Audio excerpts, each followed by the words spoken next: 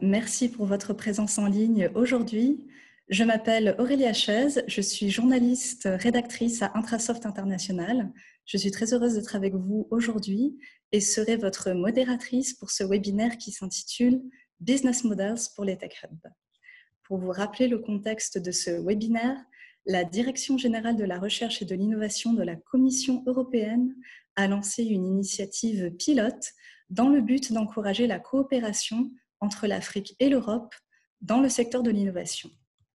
Un premier atelier a eu lieu dans le cadre de l'événement de lancement de l'Africa-Europe Innovation Partnership à Nairobi. Un deuxième atelier a eu lieu à Marseille les 2 et 3 décembre 2019 avec la participation de 10 Tech Hubs aux sessions de formation sur le développement de business models pour ces structures. Aujourd'hui, le but de ce webinaire est de vous présenter les principaux aspects et résultats qui ont été discutés lors de l'événement de formation de Marseille. Si vous avez la moindre question, une session questions-réponses aura lieu juste après la présentation. Le webinaire va se dérouler en 3 parties. La première partie s'intitule « Concevoir et formaliser l'offre d'accompagnement ». La deuxième partie vous expliquera la levée de fonds pour les Tech Hubs. Enfin, la troisième partie vous expliquera comment sourcer les projets et les entrepreneurs. Puis nous répondrons à toutes vos questions pendant environ 10 minutes. Pour poser une question, c'est très simple. Il vous suffit de cliquer dans le menu de navigation en bas de votre écran sur Q&A et de taper votre question. À la fin du webinaire, nous y répondrons. Quelques informations complémentaires.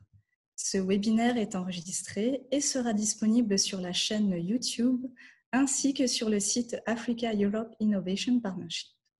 Avant de laisser la parole à notre orateur, M. Guillaume Dion, je vais vous dire quelques mots à son sujet. Guillaume est ingénieur de l'Institut Mines Télécom. Il est également diplômé d'un Master 2 d'économie à l'Université Paris-Dauphine. Guillaume est un spécialiste de l'accompagnement et du financement de l'innovation technologique. Il a travaillé pendant plusieurs années auprès de chercheurs souhaitant valoriser leurs travaux de recherche en projet entrepreneurial. Aujourd'hui, Guillaume exerce une double activité. Il est tout d'abord consultant à Technopolis, où il est amené à évaluer et accompagner l'action des politiques publiques régionales, nationales ou européennes de l'innovation. Guillaume est également business developer auprès de la start-up technologique Statinf. En marge de ses activités, Guillaume anime chaque année un module de 4 mois de formation auprès d'étudiants en Master 1 des universités Sorbonne et Paris-Sud sur la thématique Innovation and Entrepreneurship. Guillaume, la parole est à vous.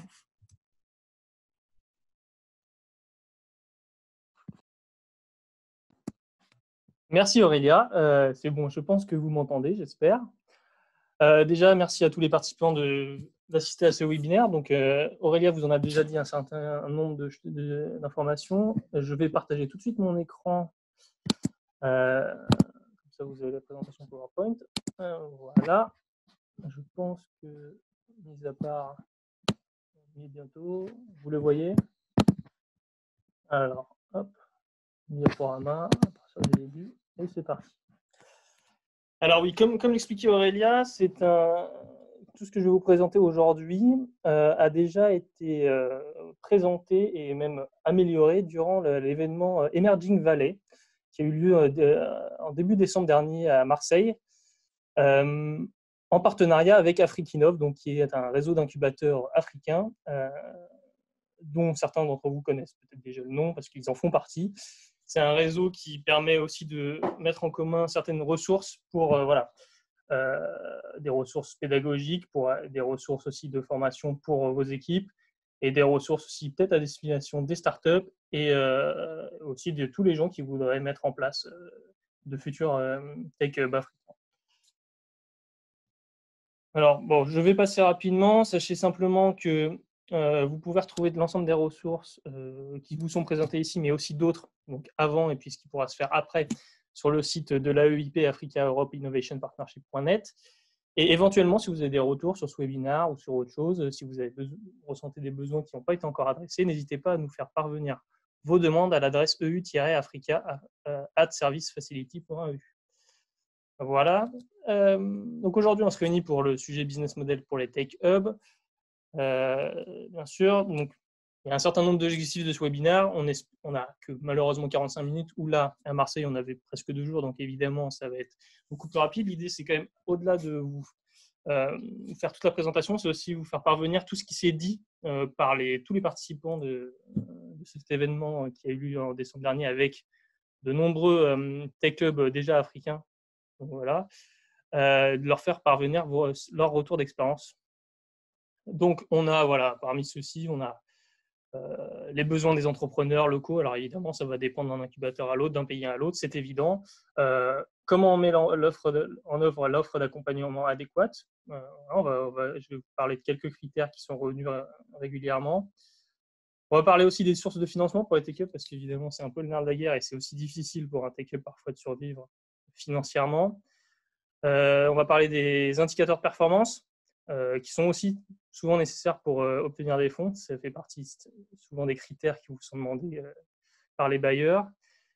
Enfin, on va aussi parler un peu du sourcing. On va essayer de comprendre en quoi le portefeuille des projets accompagnés peut jouer sur votre sourcing, sur votre attractivité, pardon.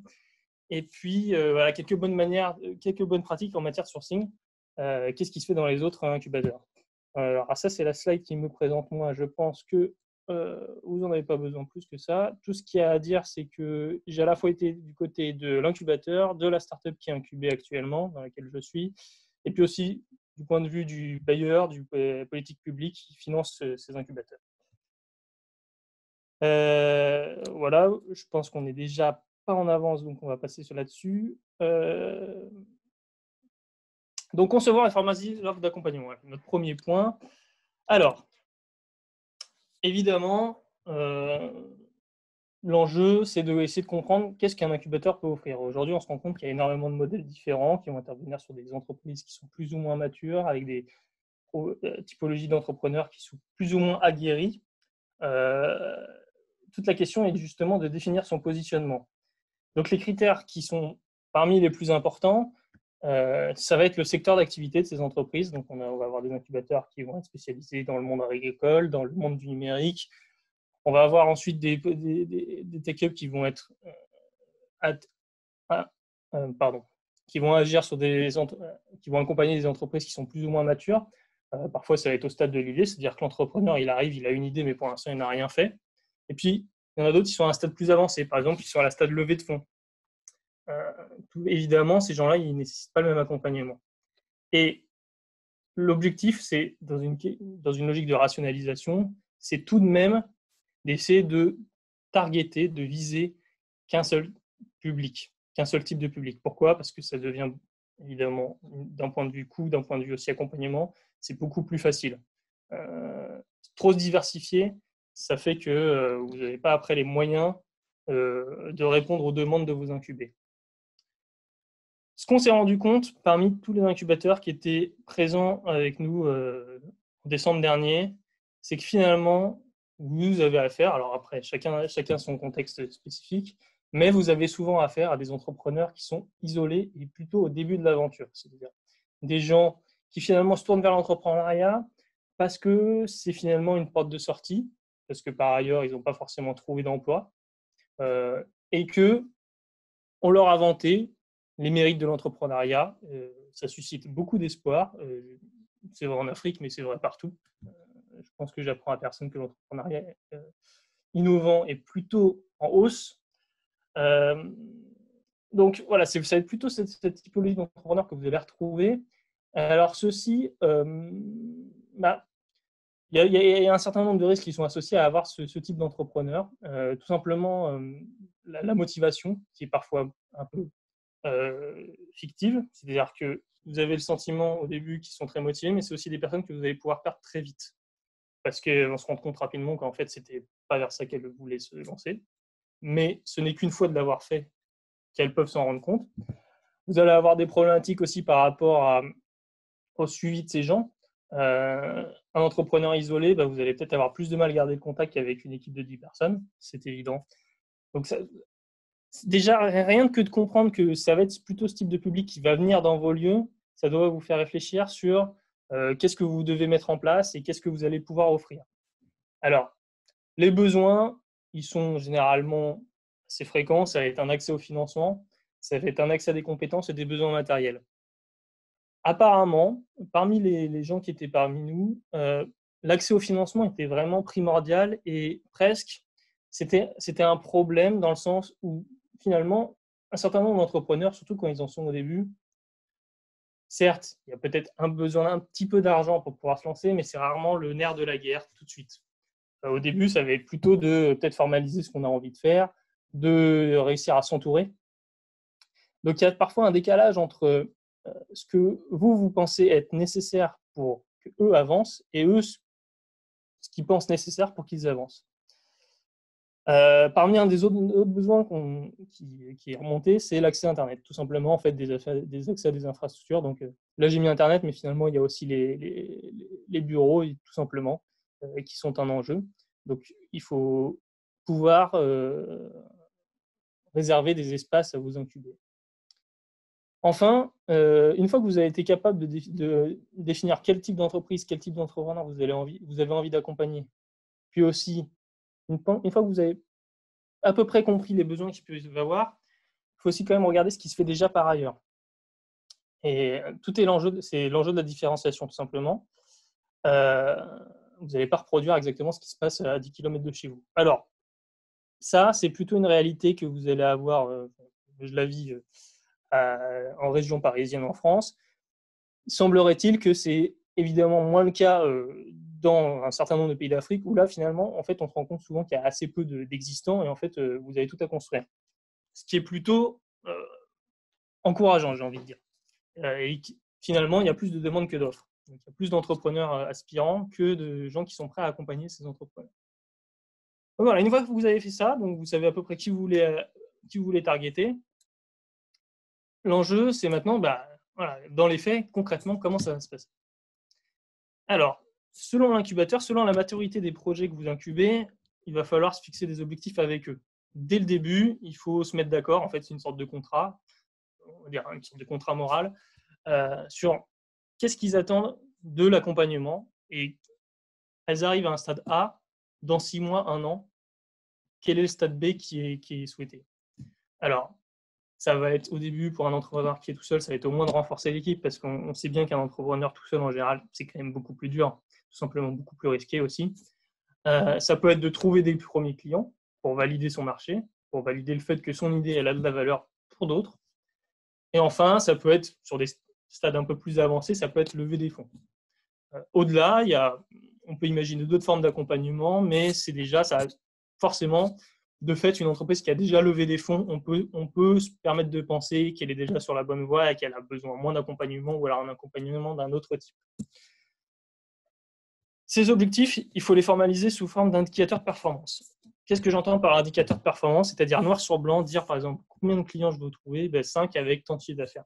Pourquoi? Il y a plusieurs raisons à ça. Déjà, la première, c'est pour vous, pour évaluer un petit peu voilà, l'efficacité de votre accompagnement. Mais c'est aussi des indicateurs que vous allez mettre en avant pour lever des fonds, et on y reviendra. Un bailleur de fonds, c'est ça qu'il va regarder. Il va regarder, voilà, OK, vous avez combien de startups, voilà, elles sont arrivées à tel stade. Qu'est-ce qu'elles ont fait pendant les 6 mois chez vous? Pourquoi je vous donnerai de l'argent? Et donc, ces indicateurs de performance sont les meilleurs arguments pour convaincre un financeur. Et enfin, un point non négligeable aussi, c'est si tant est que les gens que vous accompagnez ne sont pas forcément contents de votre accompagnement, je pense que c'est le meilleur moyen d'objectiver finalement le contentement ou le mécontentement des incubés par rapport à vous. Même s'il n'y a pas une atteinte forcément de ces objectifs, après, on peut toujours discuter de savoir pourquoi on ne les a pas atteints. Voilà, après, c'est très spécifique. Parmi les moyens dont peut disposer un take-up pour accompagner ces entrepreneurs, il y a plusieurs choses. La formation, je l'ai mis en gras, c'est le plus important. On s'est rendu. Un entrepreneur, quand il arrive, généralement, il ne sait pas tout. D'ailleurs, personne ne sait tout. Et en fait, il s'agit de les rendre plus aguerris sur tout un tas de sujets qui ne sont pas forcément très connus, mais qui sont pourtant primordiaux quand on veut lancer son entreprise, comme la comptabilité, un peu de droit, la gestion des ressources humaines. Tout ça, c'est important. Tout entrepreneur doit avoir un minimum de bagage là-dessus. Donc, c'est quelque chose, j'ai envie de dire, qui n'est pas... il doit toujours être présent, cet aspect formation. Ensuite, il y a l'aspect souvent networking qui est une valeur ajoutée dans un Tech Hub. Ça va être notamment important si vous avez ambition d'accompagner vos incubés dans le financement. Vous avez généralement, il y a aussi ce qu'on appelle des chargés d'affaires, des gens qui accompagnent les startups. Donc moi, c'est ce que j'ai pu faire d'ailleurs par ailleurs dans une précédente expérience professionnelle. Vous accompagnez les entrepreneurs, ça veut dire quoi? Ça veut dire que vous êtes vous êtes là pour poser les bonnes questions et eux pour qu'ils y apportent des réponses. C'est-à-dire, quand je dis poser les bonnes questions, c'est dire voilà, pourquoi pour l'instant tu n'as pas de client, telle personne était visiblement intéressée par ce que vous faites, pourquoi ça ne s'est pas fait? Et demander et forcer vos incubés à formaliser tout un tas de choses. Vous n'êtes pas là pour répondre à leur place, parce que vous n'êtes pas l'entrepreneur, mais vous êtes là pour lui faire se poser les bonnes questions. Et enfin, un incubateur, si possible, c'est d'apporter des moyens matériels. On parlait de l'accès à Internet précédemment. On a un certain nombre d'incubateurs qui peuvent le donner. Je sais que dans certains pays d'Afrique, l'accès à Internet est plus ou moins difficile. On a, par exemple, parfois des je crois que c'est le site Men au Niger qui nous expliquait que Orange leur mettait à disposition la connexion Internet. Donc, voilà. Déjà, c'est une manière aussi de... Là, peut-être que je prends un peu d'avance sur la suite, mais c'est une manière de récupérer de la ressource en allant voir les entreprises privées qui peuvent avoir envie de donner des choses en nature pour pouvoir vous aider. Elles y trouvent évidemment leur intérêt. On en reparlera après. Mais voilà, il y a quand même un enjeu finalement de réussir à trouver des ressources humaines pour faire de l'accompagnement, donc des personnes dans votre équipe, et puis des partenaires, comme celui dont je viens de vous parler. Enfin, je dirais, il faut se poser la question de comment va se passer l'accompagnement. Alors là, il y a plusieurs écoles. Ça va dépendre évidemment de vos moyens, de vos ressources. On peut imaginer de l'accompagnement individuel ou collectif. On peut s'interroger sur le type d'événement qu'on fait. Est-ce qu'on fait des événements où on fait venir des investisseurs? Est-ce qu'on fait des événements où on fait venir, par exemple, si on travaille dans le milieu agricole, ça va être plutôt inviter des entités privées qui travaillent dans ce milieu-là. On peut s'interroger l'hébergement, sous quelles conditions il a lieu, pour combien de personnes par équipe. Tout ça, il faut se poser la question. Le coût, voilà, ça c'est très pratico-pratique, le coût et la durée. La réalité, c'est que les entrepreneurs, ils n'ont souvent pas les moyens pour payer tout simplement cet accompagnement. Donc, il faut trouver d'autres sources de financement. D'autres sources de financement qui vont venir, alors du coup, du public ou du privé. Et il faudra réussir à les convaincre. Ce qui est l'objet finalement de la seconde partie de cette formation. Lever des fonds pour les Tech Hubs. Alors évidemment, je pense que tout le monde s'est au moins posé la question avant ce webinaire. Déjà, ce qu'il faut savoir, c'est que c'est un processus qui va dépendre énormément de l'entité que vous sollicitez. C'est pas pareil si je demande à un acteur privé qu'un acteur public. Ça va dépendre aussi du montant que je sollicite. Si je demande, je sais pas, alors je vais parler en euros en l'occurrence, mais si je demande 1 million d'euros, c'est pas la même chose que si j'en demande 10, évidemment. Ce dont il faut bien avoir conscience, et ça c'est vrai partout, c'est pas vrai que sur notre problématique qui nous réunit aujourd'hui, c'est que lever des fonds, ça coûte. Ça coûte, c'est vrai pour une startup, c'est vrai pour un tech hub. Ça coûte dans le sens où monter un dossier, trouver les personnes et les contacts pertinents, l'écrire, ça prend énormément de temps. On avait notre présentatrice, l'une des intervenantes en mois de décembre, qui expliquait qu'elle, pour un programme de 3 ans financé par l'Union européenne d'environ, je crois, quelques millions d'euros, ça lui avait pris 1 an. Donc ouais, si vous voulez faire financer quelque chose d'envergure, il faut s'y prendre énormément à l'avance. Et évidemment, c'est aussi un facteur de risque. Un facteur de risque qu'il faut prendre en compte. Il ne faut pas miser tout sur une seule source de fonds. Et ça implique du coup d'avancer sur plusieurs dossiers en même temps. Alors parmi les informations qui sont demandées, généralement, on va du coup vous demander un détail du plan de financement sur 2-3 ans. Ça, c'est extrêmement fastidieux parce que parfois vous ne savez pas trop. Donc c'est un exercice nouveau pour vous. Un plan de financement qui va être parfois extrêmement détaillé avec toutes les dépenses, donc les dépenses en termes matériels, en termes ressources humaines, dépenses exceptionnelles, tout un tas de dépenses. Voilà, vous n'avez pas forcément encore fait l'exercice de les anticiper, mais là, vous allez devoir, si vous voulez prétendre à lever des fonds. Et une fois que vous avez fait ça, mettons que vous avez soumis votre dossier. Alors là encore, parfois il y a une certaine latence avant d'obtenir les fonds. Ça peut être plusieurs mois, facile. Ensuite, vous ne recevez pas nécessairement tout l'argent d'un coup. Vous avez, votre dossier il était de temps. Finalement, au moment où vous signez la convention de financement, vous ne recevez que peut-être, on va dire, 50% de ces financements. Pourquoi? C'est un peu généralement pour s'assurer que vous allez bien faire ce qui est prévu. C'est-à-dire, voilà, disons que je me suis engagé sur un programme d'accompagnement de 10 entreprises sur 1 an, le tout 3 fois, donc 3 ans en tout.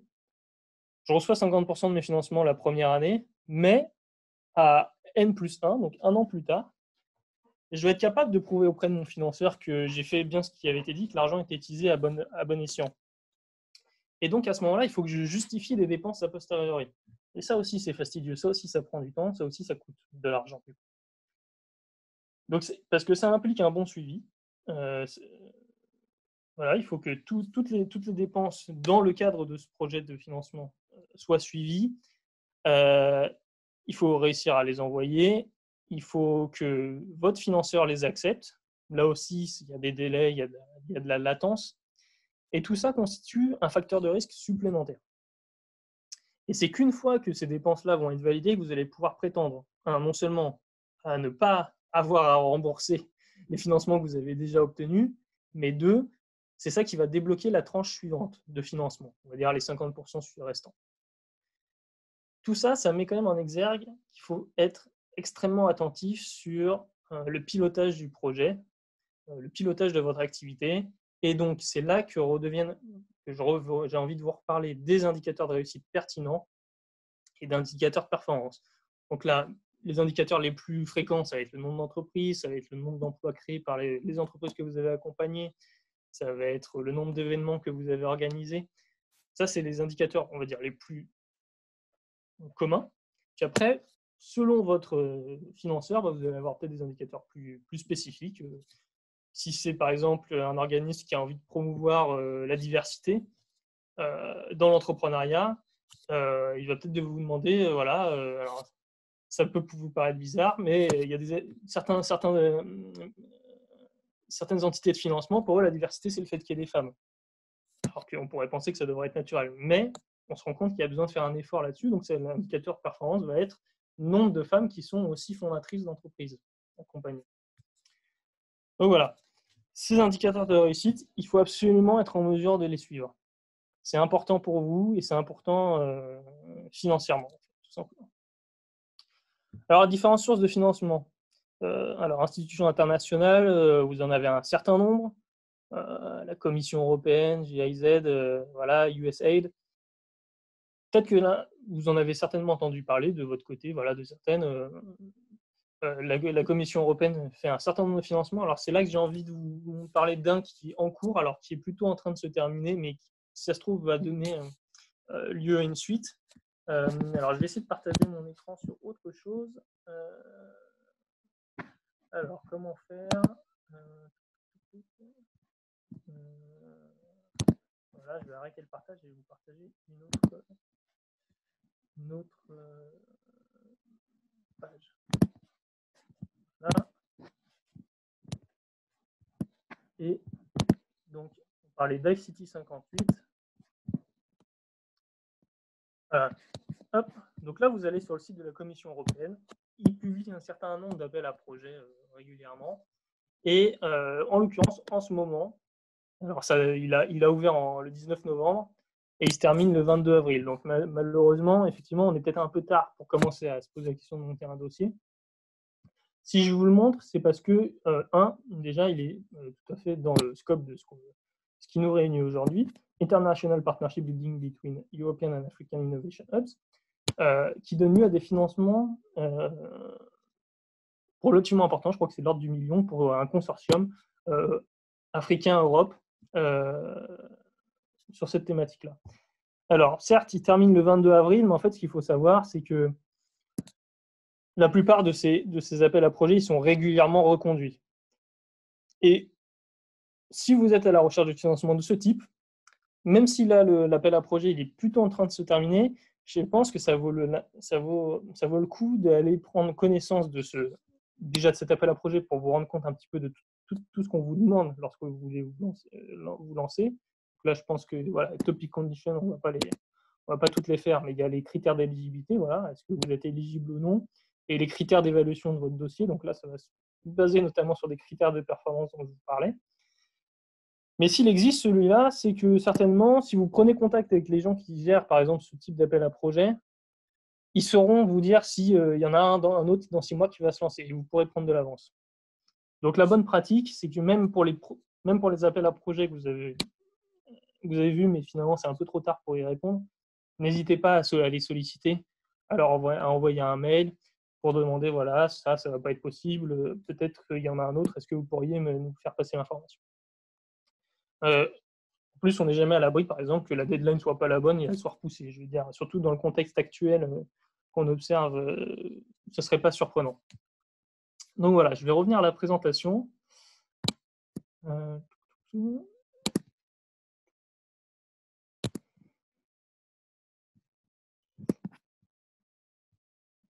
Hop. Ça, c'était pour la Commission européenne, mais alors, vous avez à peu près ça pour toutes les organisations, toutes les autres organisations, toutes les autres institutions internationales. Bien sûr, moi, je connais plutôt le contexte franco-européen, on va dire, parce que vous avez aussi l'AFD qui finance un certain nombre de projets. Afrikinov, dont je vous parlais au début, donc ce réseau d'incubateurs africains, il est notamment financé par l'AFD. Donc voilà. Alors, c'est généralement pour des grandes enveloppes budgétaires, donc c'est fastidieux. Ça fait parmi des appels à projets qui sont les plus, on va dire, longs à monter et longs pour recevoir les fonds. Voilà, c'est des risques importants et beaucoup d'implications pour pouvoir, à la fin, avoir des grandes enveloppes budgétaires. Vous pouvez aussi avoir les fondations caritatives. Donc, parmi les fondations qui avaient été citées pendant l'événement à Marseille en décembre dernier, il y avait notamment la Bill et Melinda Gates Foundation. Je pense qu'il y en a tout un tas. Je pense que ça dépend par pays. L'essentiel, ce qu'il y a à retenir, c'est qu'il faut coller à leur thématique et après, ils ont chacun leur processus spécifique. Vous pouvez avoir les grandes entreprises aussi en tant que source de financement. Alors, ça peut être une source de financement aussi en nature. Donc, je vous prenais l'exemple d'Orange tout à l'heure. Vous pouvez aussi avoir les entités gouvernementales, évidemment.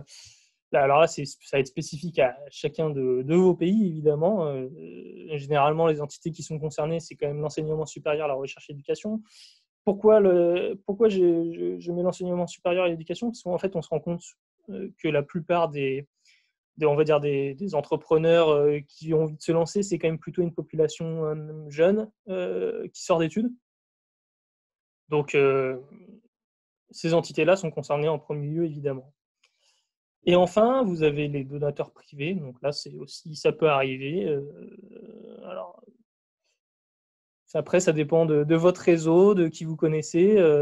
Peut-être qu'ils seront particulièrement sensibles à votre thématique. Voilà, je ne sais pas. C'est à vous de voir. Ce dont j'ai quand même envie de vous mettre en garde, c'est que, et ça va être plutôt vrai pour, on va dire, les grandes entreprises, les institutions internationales, c'est que vous avez votre propre modèle d'accompagnement. Voilà, votre incubateur il existe depuis quelques années, il fait ça. Voilà. Et en fait, le risque, c'est parfois, lorsque vous allez prétendre à vous faire financer par ce type d'institution, c'est que vous vous retrouvez à être forcé à faire autre chose que ce que vous voudriez. En fait, vous allez potentiellement vous retrouver à devoir suivre plus le calendrier et les attentes de vos financeurs que de faire en fait ce que vous avez envie de faire.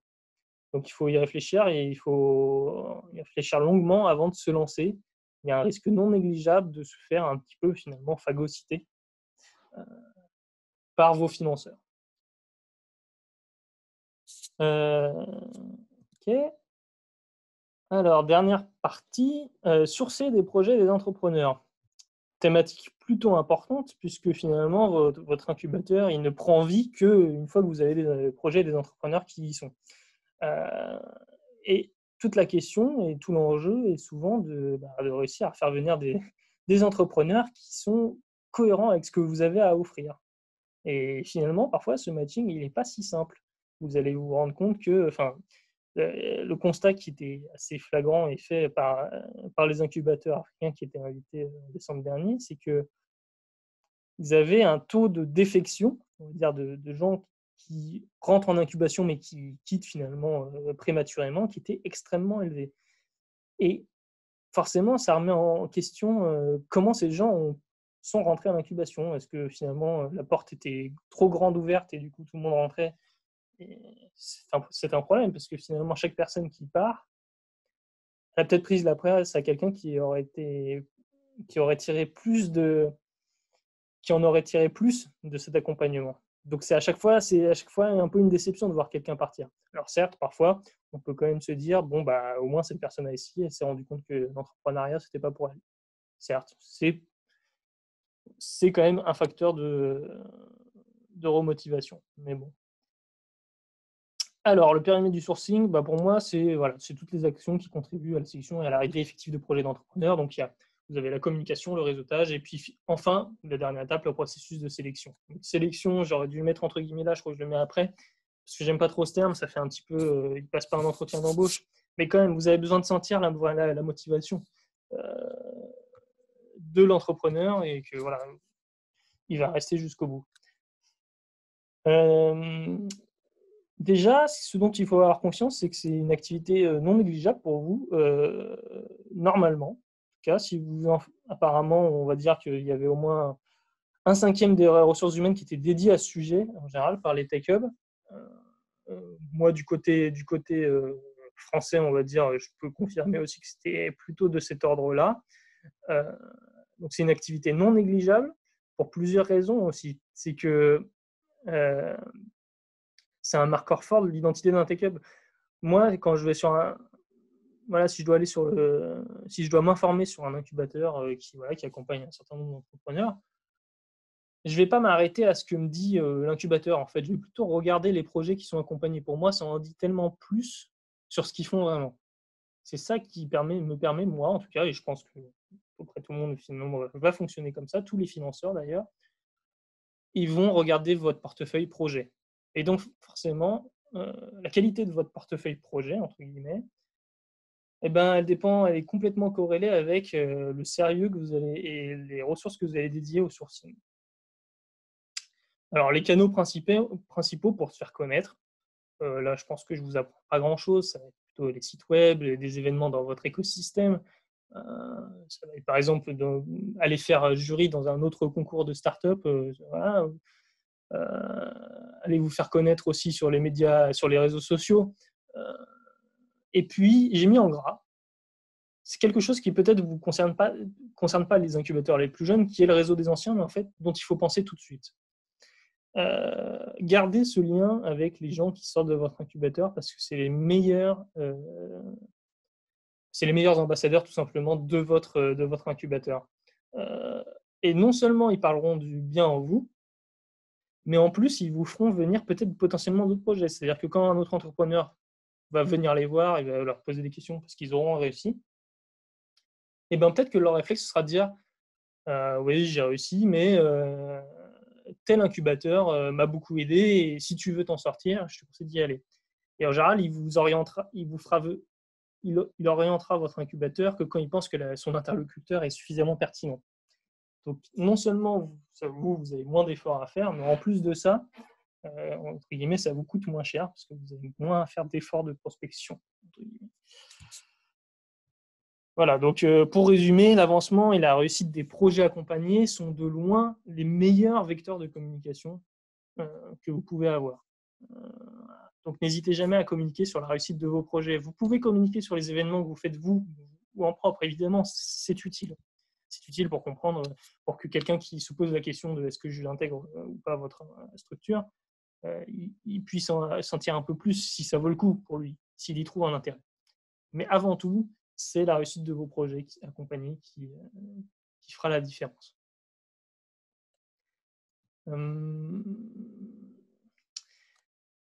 Sur le processus de sélection, donc en fait, finalement, on va dire quand une personne postule chez vous, ou en tout cas émet un intérêt pour venir chez vous, il s'agit de, maintenant, il faut essayer de qualifier ses besoins, sa motivation, voir si c'est pertinent qu'il rentre ou pas dans votre incubateur.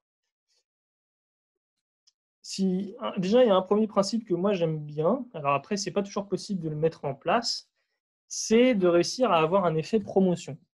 C'est de réussir à faire en sorte qu'un incubé, quand il arrive chez vous, il n'arrive pas tout seul. En fait, qu'il arrive avec d'autres personnes qui en sont exactement au même point qu'eux.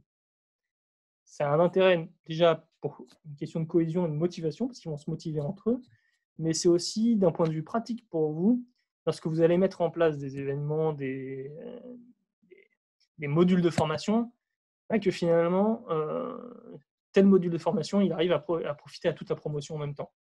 D'un point de vue efficacité, ça saute aux yeux que c'est plus efficace de faire comme ça. Après, voilà, on n'est peut-être pas toujours dans cette possibilité-là. Ça dépend après chacun de vos contextes spécifiques.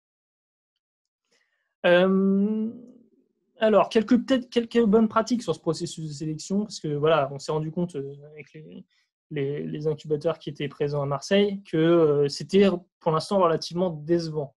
En tout cas, si ce n'est pas décevant, il y a une marge de progression qui était importante. La première chose que j'ai envie de vous dire, c'est que c'est important de faire un processus en 2 étapes. Qu'est-ce que ça veut dire 2 étapes? Ça veut dire que vous voyez 2 fois la personne à un moment différent, mais espacé dans le temps. En fait, c'est la notion d'espacement dans le temps qui est importante. Pourquoi? Parce que vous voyez la personne une première fois, elle vous semble à fond. Elle correspond parfaitement à votre cible. A priori, vous n'avez pas de raison de ne pas l'inclure dans votre prochaine promotion. Et bien dans ces cas-là, et en fait, il y a un risque tout simplement que cette personne ait tout simplement réussi à faire bon effet une fois et qu'elle a du bagou, donc elle est capable de vous donner l'impression que voilà, son projet, vraiment, elle est à fond dedans. Alors qu'en fait, peut-être pas du tout. Et finalement, le meilleur moyen pour détecter ce genre de profil, c'est de les revoir 3 semaines, 1 mois plus tard. 3 semaines, 1 mois plus tard, et vous n'avez plus qu'à demander, alors qu'est-ce qui s'est passé dans ces 3 semaines? Qu'est-ce qui a progressé? Les points dont on avait parlé la première fois, est-ce qu'ils ont été abordés? Est-ce qu'ils ont été améliorés? Et en fonction de la progression que la personne a faite, vous pourrez sentir ou pas son niveau d'implication. Et déjà, si ça se trouve, rien que le fait de dire que vous ne prendrez pas de décision après le premier rendez-vous, mais que ce ne sera qu'au prochain rendez-vous dans 1 mois, déjà, peut-être qu'il y en a certains qui en fait n'étaient pas si motivés que ça, qui ne reviendront tout simplement pas à votre second rendez-vous. Donc déjà, vous avez fait du travail, vous avez gagné du temps. Donc voilà, vraiment très important ce processus en 2 étapes. Je rajoute le fait de la rencontre physique que j'avais déjà plus ou moins impliqué, mais c'est aussi important que vous soyez plusieurs. Parce qu'il y a à la fois la personne qui va peut-être accompagner cette startup à terme. Donc, elle a absolument besoin d'être là, puisqu'il faut qu'il y ait quand même un fit un peu relationnel. Et puis, il faut qu'il y ait aussi quelqu'un de plus objectif. Ça peut être le directeur de la structure, ça peut être une autre personne un peu extérieure qui va venir confirmer l'impression. Idéalement, on constate que c'est mieux lorsque cet intervenant, parmi les gens qui rencontrent l'entrepreneur, c'est mieux s'il y en a un qui est expert du marché qui est adressé. Parce qu'il va avoir un sens plus critique. Moi, si demain on commence à me parler, on me présente par exemple, je sais pas moi, une nouvelle molécule dans le milieu pharmaceutique qui est destinée à résoudre tel sujet, moi j'en ai aucune idée. Même si on peut me convaincre, voilà, c'est vrai que ça a l'air pertinent ce que vous faites et tout, finalement mon avis il n'est pas particulièrement important. En revanche, si je le double d'un intervenant extérieur qui lui connaît le marché, alors je m'assure que par ailleurs de des qualités entrepreneuriales dont fait preuve la personne, elle est aussi quand même sur quelque chose qui a du potentiel. Voilà. Certes, on dit toujours que vaut mieux que ce soit des entrepreneurs de classe A avec une idée de classe B que des entrepreneur de classe B avec une idée de classe A, mais enfin, il faut quand même s'assurer que le marché, il existe. Voilà, tout simplement. Même si, avant tout, c'est quand même la personne, la qualité de la personne qui va faire la qualité du projet. Enfin, dernier point sur lequel je veux attirer votre attention dans le processus de sélection et du sourcing, c'est attention au conflit d'intérêts. Généralement, enfin, vous avez plusieurs écoles, mais il y a certains incubateurs, d'autres pas, qui aiment associer à leur processus de sélection des investisseurs. Sauf que parfois, le risque, c'est que tout simplement, une entreprise en fait, qui est concurrente au portefeuille de l'investisseur arrive dans votre processus de sélection. Et alors là, évidemment, l'investisseur, il n'est absolument pas objectif. Et il va plus ou moins tout faire pour que ce projet n'aboutisse pas. Et ça, je dis ça, c'est pas une invention, ça existe, ça arrive. Donc moi, j'aurais tendance à vous dire, ne le faites pas. Alors certes, les investisseurs, généralement, ils ont quand même des points de vue et une connaissance du marché, évidemment, qui est plus pointue que la vôtre. Donc il y a quand même cette tendance à le faire, mais je pense que c'est une mauvaise pratique. Un autre type de conflit d'intérêts, c'est lorsque vous avez donc une entreprise qui est déjà incubée chez vous, puis une autre entreprise qui est concurrente, qui postule chez vous et qui aurait a priori tous les prérequis pour entrer dans votre programme d'incubation. Généralement, c'est quand même mal vu de faire ça. Ça peut poser énormément de problèmes parce que ça remet par exemple, les deux entreprises n'auront pas forcément confiance en votre accompagnement puisqu'elles savent que vous avez accès aux informations stratégiques de chacune des deux entreprises. Et donc, ça met en fait à mal votre capacité à faire de l'accompagnement. Alors, certains incubateurs, ce qu'ils font, c'est qu'ils s'assurent que la personne qui les suit n'est pas la même entre les deux boîtes. La vérité, c'est que c'est quand même vraiment borderline, un peu difficile à garantir et la confiance n'est pas la même. Donc, pour ces raisons-là, je pense qu'il vaut mieux pas le faire et être vigilant là-dessus. Alors, une fois que la première entreprise est sortie, vous pouvez, je pense, intégrer un concurrent. Voilà, normalement, l'entreprise qui est sortie, vous n'avez plus de compte à lui rendre. Mais c'est vraiment difficile. Bon, ça arrive une fois que vous avez peut-être vraiment un nombre conséquent d'incubés chez vous. Donc, quand vous en avez 5-6, je pense que c'est assez facile de s'en prévenir. Voilà, je pense qu'on n'est pas loin du quart d'heure questions. Alors, je ne sais pas si on a des questions. Parce que je pense que voilà, j'ai fini. Alors, je vous rappelle, Afrikinov, c'est le réseau d'incubateurs africains avec qui on a monté cet événement à Marseille et donc qui a aussi tout un tas de ressources disponibles en ligne, vraiment de qualité. Enfin, je veux dire, alors c'est un réseau d'incubateurs francophones d'abord, donc vraiment il y a un certain nombre. Je pense que ça vaut le coup pour vous tous d'aller y jeter un œil. Si ça se trouve, nous on s'est rendu compte à Marseille qu'il y avait 2 incubateurs au Niger. En fait, ils ne se connaissaient pas avant d'arriver. Et pourtant, ils avaient quand même des problématiques en commun. Donc, je pense que, par exemple, le réseau Afrikinov est un bon moyen de se rendre compte de ce qui existe déjà. On en parlait pour concevoir son offre d'accompagnement. C'est important de savoir ce qui existe déjà. Je vous remets les liens utiles. Donc, que ce soit cette présentation PowerPoint ou tout un tas de choses qu'on peut diffuser, vous les retrouverez sur le site de l'AEIP. Et voilà, si vous avez des demandes spécifiques, si vous voulez faire des retours notamment sur ce webinaire, des choses que vous voudriez rajouter parce que vous avez une expérience particulière qui mérite d'être relayée, n'hésitez pas à l'adresse suivante euafrica-servicefacilité.eu. Je propose qu'on passe aux questions. Du coup, voilà, Aurélia, est-ce qu'on a des questions ? Je pense que je peux le voir. Oui, on a une pour le moment, donc il faut aller dans la section Q&A. Ouais. Il y a 4 Oui, je la vois. Il y a 4 questions, parfait. Alors, est-ce qu'on la voit là? Parce que c'est peut-être plus simple si je l'affiche pour tout le monde. Oui, si tu continues à partager ton écran, normalement c'est possible. Si tu Donc, cliques sur parce que là, je les vois, mais alors elles n'apparaissent pas.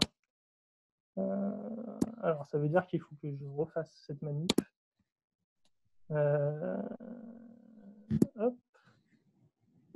J'en profite pour faire un rappel aussi. Si vous souhaitez poser une question, postez-la dans la section Q&A. Évitez le chat, c'est vraiment pour des raisons techniques. Merci d'avance. Tableau blanc Zoom, non, ça n'a pas l'air d'être ça. Ça n'a pas l'air d'être ça. Alors, du coup, je vais vous lire les questions plutôt, parce que ça va être plus simple dans ce cas-là. Alors, la structure d'accompagnement doit-elle avoir elle-même, équipe interne, les compétences pour faire l'accompagnement? J'ai envie de vous dire oui, mais j'ai aussi envie de vous dire que c'est difficile, que c'est un vrai sujet en fait de trouver des personnes qui ont cette compétence-là. Ça a été relayé par un certain nombre d'incubateurs chez nous. L'idée justement pour pallier à cette difficulté-là, c'est notamment par exemple Afrikinov qui offre des formations sur ce sujet-là, tout simplement pour faire monter en compétence vos équipes internes.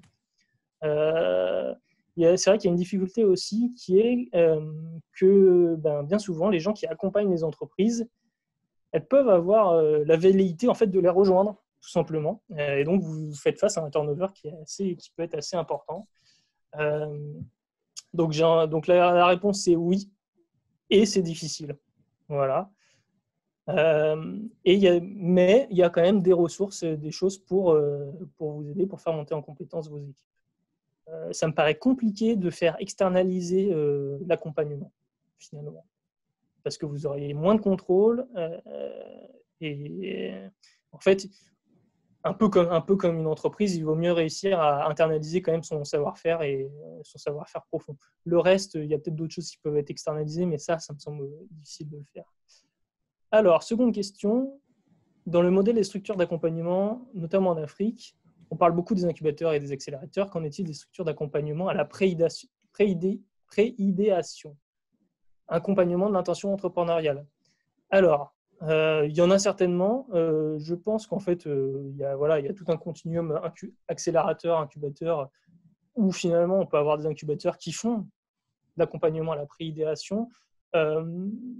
Ça peut se faire. On observe que ça se fait parfois dans l'enseignement supérieur. En fait, dans les dernières années, de l'enseignement supérieur, on peut avoir un module d'accompagnement à la préidéation. Ça peut être utile. C'est un premier filtre en fait finalement pour confirmer ou infirmer la velléité entrepreneuriale d'une personne. Ça existe. C'est plutôt au niveau de l'enseignement supérieur qu'il faut se tourner pour en trouver le plus, je pense. Parce qu'en tant que structure en soi qui fait que ça, en fait, ça va être très difficile rien que d'un point de vue sourcing. Parce que finalement, c'est un accompagnement qui normalement ne dure pas très longtemps. Donc, difficile de faire que ça. J'ai un peu répondu du coup à la question 3. Ça va être plutôt quel est le modèle de ce type de structure? Ça va être plutôt des modules animés par une personne, un peu en mode formation. Voilà. Parmi les sources de financement listées, connaissez-vous qui finance des structures d'accompagnement à la pré-idéation? Et bien là, j'ai envie de vous dire, de fait, comme je pense que du côté des universités, je pense qu'elles font face, en fait, c'est ça. Les universités font face à pas mal de demandes de la part de leurs étudiants en fin d'études là-dessus. En tout cas, c'est ce que je constate en France, c'est ce qui est constaté en Europe et ce qui semblait être aussi mis en avant par les incubateurs africains qu'on avait en décembre dernier. Donc, je pense qu'il faut plutôt se tourner du côté des universités pour trouver ce genre de soutien. Une autre question. Alors, partagez-vous l'idée selon laquelle les startups ont actuellement tendance à se méfier des incubateurs? Alors, je suis à la fois contente de lire cette question et un peu étonné parce que je dirais que c'est extrêmement vrai. Par exemple, en France, c'est extrêmement vrai parce qu'il y a une offre d'incubateurs qui est pléthorique. Énormément d'incubateurs et si vous voulez, il y a limite plus de place dans les incubateurs français que de startups. J'aurais pensé que c'était quand même moins le cas dans certains pays africains. Mais en fait, à partir du moment où vous avez effectivement plus de plus d'incubateurs startup, vous allez forcément vous confronter au fait que les incubateurs vont essayer un petit peu de vous attirer, de vous faire promettre monts et merveilles. Et évidemment, ça suscite un sentiment de méfiance du côté des startups qui est évident.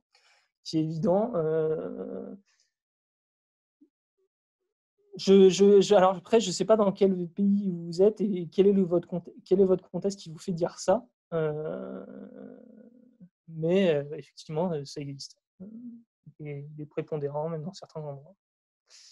Voilà, j'espère que j'ai répondu à la question. Alors, pour l'instant, on n'a pas d'autres questions. Alors, n'hésitez pas. De toute manière, même au-delà de ce webinaire, vous pouvez toujours nous contacter pour envoyer vos questions spécifiques. On y répondra. On a un certain nombre de ressources, donc vous pouvez aussi chercher de ce côté-là. N'hésitez pas à nous solliciter. Ça nous permet aussi, et je ne l'ai peut-être pas assez dit, il y aura d'autres événements pour la suite, organisés dans le cadre de cette partenariat Afrique-Europe pour l'innovation. Il y aura d'autres événements et donc ça nous permet aussi de nourrir le type d'événements dont vous avez besoin pour la suite. Alors, il se pose actuellement un problème de statut juridique pour les incubateurs et hubs africains. Alors là, j'ai envie de dire ça doit dépendre probablement du pays. Statut juridique dans le sens qui empêcherait peut-être par exemple de recevoir certains types de fonds. J'imagine que ça doit être l'une des conséquences de ce problème de statut juridique. Effectivement.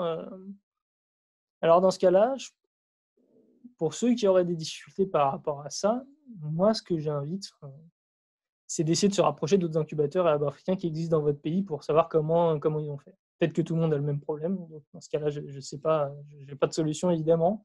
Mais si vous rencontrez des difficultés par rapport à ça, en fait, le mieux, c'est d'aller voir l'existant. Alors, une autre question. Les startups en Afrique ont l'habitude d'être accompagnées par des programmes de coopération gratuitement. Comment les amener à payer des services d'accompagnement de hubs spécialisés? Alors évidemment, ça ne m'étonne pas. C'est difficile de les faire payer. On a certains modèles de tech hub. Alors, bon, j'en ai pas d'exemple en Afrique, mais j'en ai en France, qui, en fait, au moment de l'incubation, prennent un certain nombre de parts dans l'entreprise. En fait, c'est ça qui permet de rémunérer un peu l'incubateur. Alors, par contre, j'ai quand même envie de vous dire que ce business model, généralement, il n'est pas complètement viable, ça ne pourra pas suffire. Il y a un autre modèle qui existe en France, c'est le fait que vous pouvez essayer de monter un partenariat avec vos structures étatiques. Le modèle, c'est le suivant.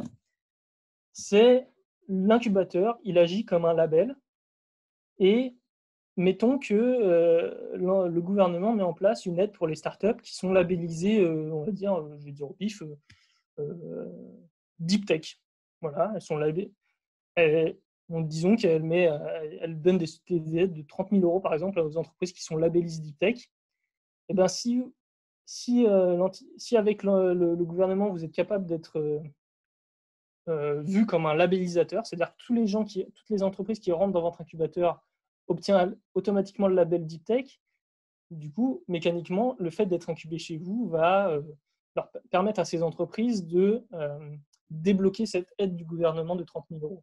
Et le deal que vous pouvez passer avec ces entreprises, ces startups, c'est de dire, voilà, le jour où par contre vous obtenez cette aide de 30 000 € par le gouvernement, et comme finalement vous l'avez grâce à nous, vous nous devez tant.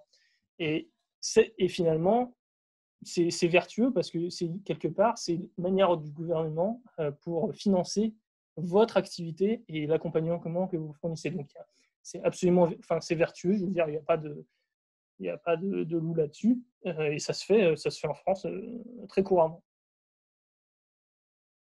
Mais vous aurez du mal à les faire payer comme ça.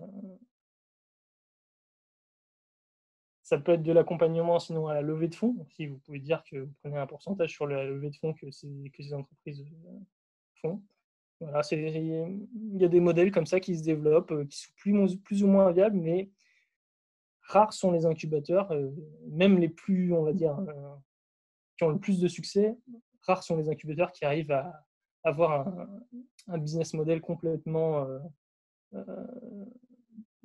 viable, sans aide, sans source de financement public, enfin autre, on va dire. Je pense qu'on a répondu à cette question, effectivement. Si vous avez d'autres questions, n'hésitez pas. Il nous reste encore 5 minutes, donc je suis ouvert à toute question. Si vous avez un contexte spécifique dont vous voulez nous faire part, nous faire réfléchir sur votre sourcing. Alors, que pensez-vous des incubateurs virtuels? On n'en parle pas beaucoup, pourtant avec la situation de confinement actuelle, est-ce que ce ne serait pas le moment de mieux plus considérer cette forme de structure ou d'accompagnement? Ah, effectivement, ça existe. J'avoue que je ne suis pas très à l'aise avec ce modèle-là. Alors évidemment, je pense que dans certaines situations, c'est mieux que rien, tout simplement. Pour autant, on se rend compte que le besoin des incubés, c'est quand même aussi énormément le partage avec les autres incubés. Et on est dans des relations humaines. Et le lien physique, il est quand même important. Le lieu physique est important, c'est un lieu de rencontre. Là, il y a des incubés. Je parlais d'esprit de promotion tout à l'heure dans l'incubateur. Je pense qu'il est important et que si vous voulez qu'ils vivent, il faut qu'il y ait un lieu physique sur lequel ils puissent se rencontrer, ces entrepreneurs. Ils vont avoir les mêmes problématiques, ou alors l'un l'a déjà résolu et l'autre cherche une solution. Voilà, il va obtenir la solution d'un autre incubé. Donc, les incubateurs virtuels, pourquoi pas? Je pense que c'est une solution quand on n'a pas trop d'autres alternatives, mais que ce n'est pas à privilégier. Alors évidemment, dans la situation de confinement actuelle, certes, mais je pense que ce n'est pas amené à durer. Donc, un incubateur peut-il intervenir dans plusieurs domaines? Alors ça, oui, bien sûr, mais on va dire, une fois qu'il a fait ses preuves. Et je pense que, et c'est pareil d'ailleurs pour une entreprise, une startup qui se lance, vaut mieux d'abord se concentrer sur quelque chose de niche, sur lequel on sait faire, sur lequel on a une vraie différenciation, pour faire ses armes, pour valider le modèle qu'on a fait, qu'on a mis en place, et pour aussi, quelque part, être perçu comme un incubateur de référence qui a su faire sur un domaine avant de prétendre à pouvoir le faire sur plus de domaines. Donc il y a déjà, d'un point de vue stratégique, en termes de légitimité, c'est quand même mieux de commencer par un domaine. Et ensuite, plusieurs domaines, une fois que vous êtes devenu aguerri. Il faut quand même bien comprendre qu'un domaine différent, donc ça va être par exemple des secteurs différents, les gens n'ont pas les mêmes besoins, donc ça veut dire que vous devez multiplier les types d'événements, les intervenants que vous conviez, et donc ça a un coût. Donc, quand même très difficile de le faire au début. Mais après, pourquoi pas? Bien sûr, il y en a plein. Quel modèle pour un take-up privé SARL? Connaissez-vous des modèles take-up privés en Afrique qui réussissent? Écoutez, comme je le disais précédemment, je n'en connais pas, et en général, vous allez avoir des tech hubs en fait, qui vont être financés quasiment à 100% par des grandes entreprises. Donc, quelque part, votre incubateur il est entièrement privé. Mais le but de ce tech hub, ça ne va pas être d'être financièrement viable, mais ça va plutôt être un moyen pour la grande entité qui le finance de repérer des projets prometteurs qu'elle pourrait racheter. Donc, ce modèle de tech-up privé, il existe. Mais vous voyez que l'intérêt, il n'est pas financier à première vue, il est plutôt stratégique pour le financeur. Comment faire comprendre aux bailleurs l'importance des phases d'immersion, sachant que cette phase est importante pour comprendre les besoins d'accompagnement des entrepreneurs? Est-ce que pour les bailleurs que vous avez cités, c'est possible de faire des modifications sur le programme d'accompagnement après la phase d'immersion, prospection, sélection des entrepreneurs? Alors, je vais dire ça dépend, mais je vais aller un peu plus loin. Des modifications sur le programme d'accompagnement. Vous pouvez en faire, mais ce sera difficile dans le sens où ça sera long. Et c'est prendre des risques importants. Il vaut mieux, je pense, finalement, dès la rédaction du dossier de sa première version qui est soumise, plutôt laisser un peu laisser un peu la porte ouverte à plusieurs choses, à plusieurs scénarios. Et ne pas s'engager sur des choses trop précises, surtout quand vous êtes à 2-3 ans, ça va être difficile. Vous pouvez certainement vous engager sur le nombre de ressources humaines et combien ça va coûter, très bien, mais dans le détail des activités, restez plutôt large.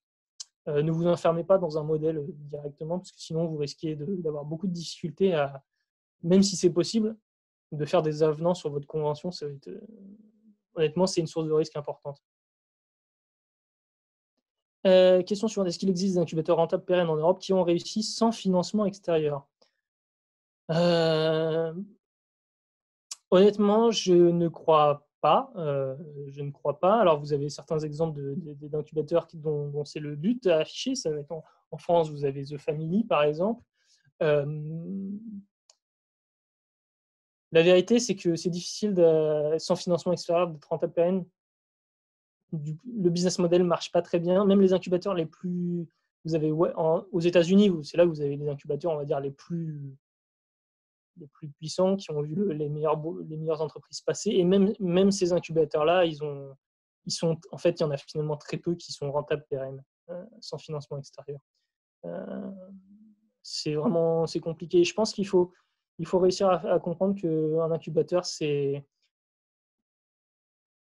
entre guillemets, c'est pas fait pour faire de l'argent. Ça va pas marcher comme ça. Il faut voir peut-être un business model un peu différent.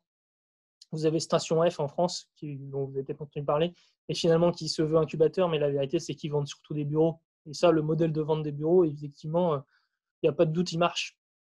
Mais ce n'est pas un incubateur. Question suivante, et puis je pense que ce sera la dernière, puisqu'on arrive à la fin. Donc 2 questions, même, il y en a 2. Sur la question du business model financé par la croissance que vous avez évoqué, prise de part de l'incubateur dans le capital de la startup. Sur l'exemple français, quelles sont les pratiques fourchettes départ CD? Ça va être entre 5 et 10%. Ça va dépendre. 5 et 10%, ça va être 5%, ça va être par exemple sur des programmes d'accompagnement de 3-6 mois, accélération qui sont très rapides. Ça va être rarement plus. De toute façon, ça va être rarement plus parce que si vous voulez, une entreprise qui perdrait plus de parts que ça au moment de son incubation, bon, déjà, en fait, c'est bête, mais son attractivité pour d'autres investisseurs ultérieurs qui permettront à l'incubateur de gagner de l'argent, parce que pour faire de l'argent sur les parts d'une startup, il faut que cette boîte fasse d'autres levées de fonds après. Et ben, de fait, lorsque vous prenez déjà plus que 10%, 10-15% dans la boîte, ben en fait, la boîte elle est immédiatement moins attractive pour les investisseurs extérieurs. Donc, vous ne pouvez pas vraiment aller sur plus que 10%. Et ça va être même plutôt 5%. Quelle est la perception des startups sur ce modèle, incitatif ou dissuasif? Je pense que ça va dépendre parce que le modèle existe et il y a quand même du monde, il y a quand même un certain nombre d'entrepreneurs qui y vont. Je pense que si vous faites ça ça peut être incitatif sur des entreprises qui sont déjà assez avancées. Mais ça risque d'être dissuasif sur toute entreprise qui commence. Parce qu'elle aura du mal à voir la valeur et ouais. Je pense que c'est plutôt incitatif sur les boîtes qui sont en late stage qu'autre chose. Mais dans ce cas-là, en fait, vous agissez plus comme un accompagnateur à la levée de fonds, donc qui a un métier qui existe et qui marche. Donc oui, ce modèle peut réussir. Toute dernière question alors, quel est le prix moyen de l'accompagnement d'une startup? Trop difficile à vous dire, ça dépend. Moi, si je devais vous donner l'exemple de l'incubateur où j'étais, c'était un accompagnement sur 2 ans avec des locaux en plein Paris et c'était environ 30 000 €. Voilà, c'est un exemple que je peux vous donner, mais évidemment, ça dépend tellement du pays, de ce que vous faites, sur combien de temps, des moyens que vous y mettez. Il faudrait changer en one-to-one pour pouvoir y réfléchir correctement. Voilà.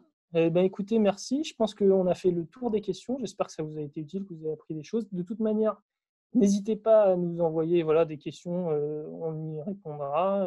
On reste disponible. Je sais qu'un certain nombre d'entre vous m'ont ajouté sur LinkedIn. Donc, si vous avez des questions, vous pouvez aussi passer par ce média-là. Il n'y a pas de problème. On les fera remonter de toute manière à l'EIP, quoi qu'il en soit. Et on regroupera tout. Voilà, je vous remercie. Merci à tous pour votre participation. Très bonne journée. Bonne journée, au revoir.